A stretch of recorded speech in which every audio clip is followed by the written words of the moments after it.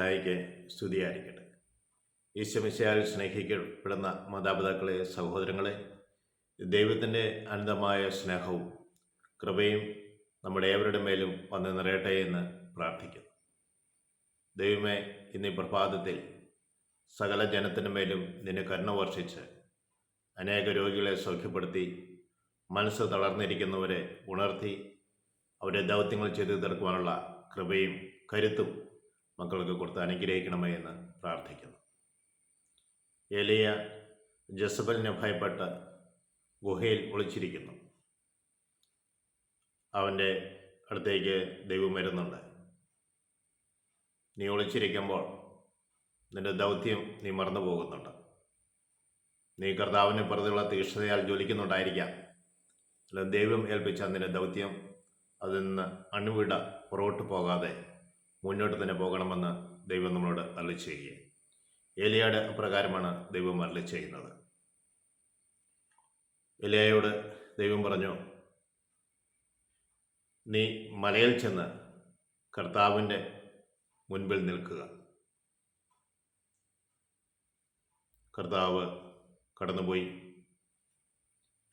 അവിടുത്തെ മുൻപിൽ മലകൾ പിളർന്നു, പാറകൾ തകർത്തുകൊണ്ടും വലിയ കൊടുങ്കാറ്റടിച്ചു.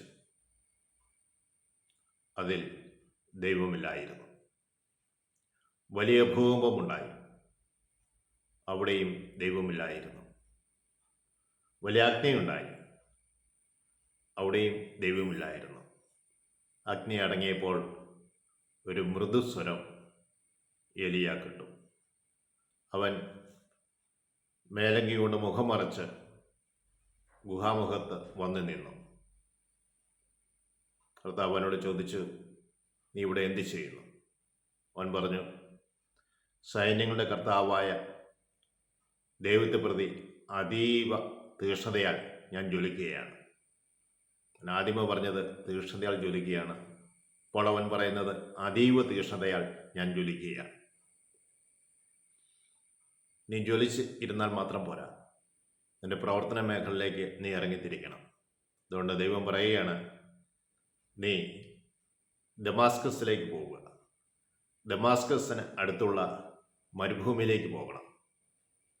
അവിടെ നീ ഹസായേലിനെ സിറിയയുടെ രാജാവായി അഭിഷേകം ചെയ്യണം. നിന്റെ ദൗത്യം വീണ്ടും വീണ്ടും ദൈവം ഓർപ്പിക്കുക. ദൈവത്തിന് പകരമായിട്ട് ഒരു പ്രവാചകനെ ദൗത്യം കയറിക്കൊണ്ട് നീ അവരെ അഭിഷേകം ചെയ്യണം. അഭിഷേകം ചെയ്യുന്നത് രാജാവായിട്ടും പ്രവാചകന്മാരായിട്ടും ഒക്കെ അഭിഷേകം ചെയ്യപ്പെടുന്നത് പ്രവാചകനാണ്. Praise the Lord. അങ്ങനെ സിറിയയുടെ രാജാവായി ഹസായേലിനെ നീ അഭിഷേകം ചെയ്യണം. വീണ്ടും അവിടെ നല്ല ചെയ്യുന്നുണ്ട്. നീ ഇസ്രായേലിൻ്റെ രാജാവിനെയും അഭിഷേകം ചെയ്യണം. തുടർന്ന് ഷംനിയുടെ മകനെ നീ ഇസ്രായേലിൻ്റെ രാജാവായി അഭിഷേകം ചെയ്യണം. തുടർന്ന് പറയുന്നത്, നിനക്ക് പകരം ഒരു പ്രവാചകനെ ദൈവം കണ്ടെത്തുന്നുണ്ട് എന്ന് പറയണം. നീ അവനെയും നീ അഭിഷേകം ചെയ്യണം.